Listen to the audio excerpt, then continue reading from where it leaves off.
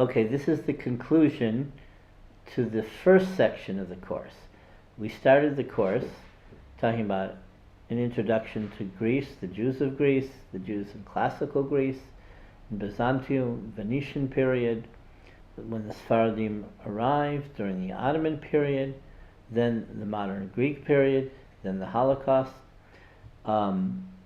We talked about Salonika in the Golden Age in the 16th century, after the Spanish and Portuguese Jews arrived.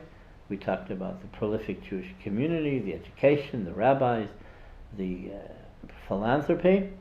Then we talked about Sabbatianism, the false Messiah Shabtai Tzvi, and the following and the ramifications.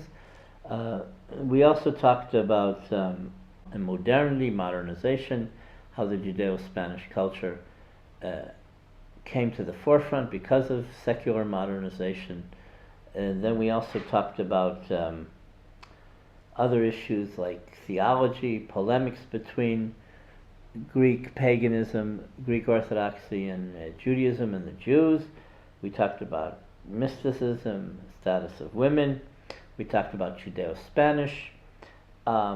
We talked about differences between Jews and Hellenism, confrontations, commonalities, influences of how each culture and religion and people influence the other. We talked about various communities throughout Greece and Macedonia and the northern part of Greece.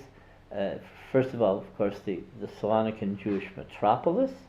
And then we talked about the Jews in Ottoman Salonika, then on other larger Sephardic communities in Thrace, in Kavala and Komotini. Then we talked about the Jewish past in Varia, which is a small town to the west of Salonika.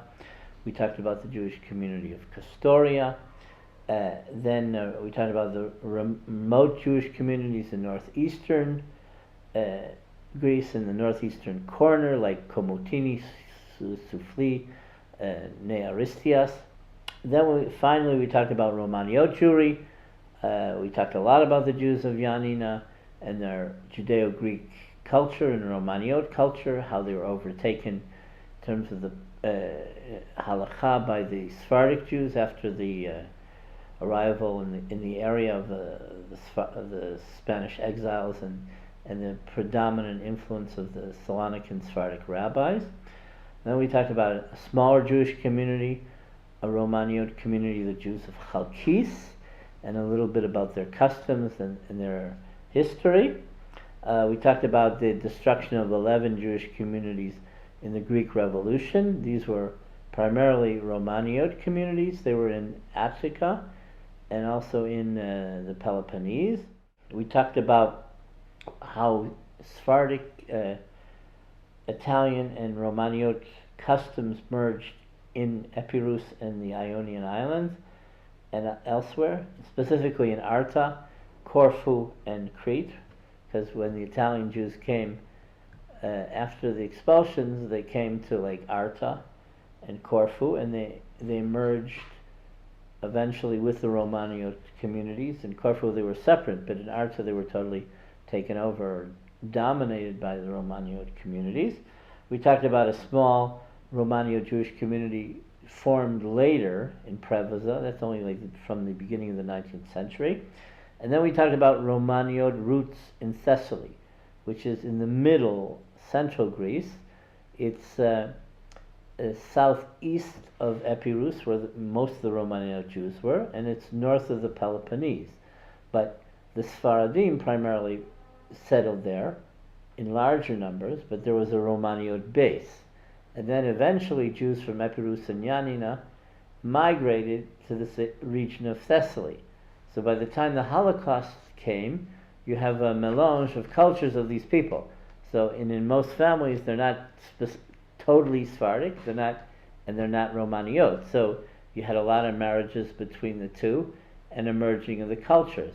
So on one hand, they spoke Judeo-Spanish. On the other hand, the synagogues had Romaniot prayer rite. But it gets mixed up today because everyone is thought of as being part of Greece.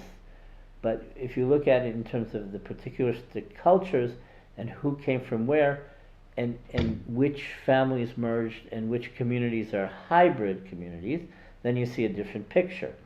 So in the section 1, you see the diversity of Greek Jewry. You see Ottoman Jewry. You see the Sfaradim coming to the forefront in Ottoman Jewry, but you see, particularly in the western part of the country, Romanio Jews, and also Italian Jews.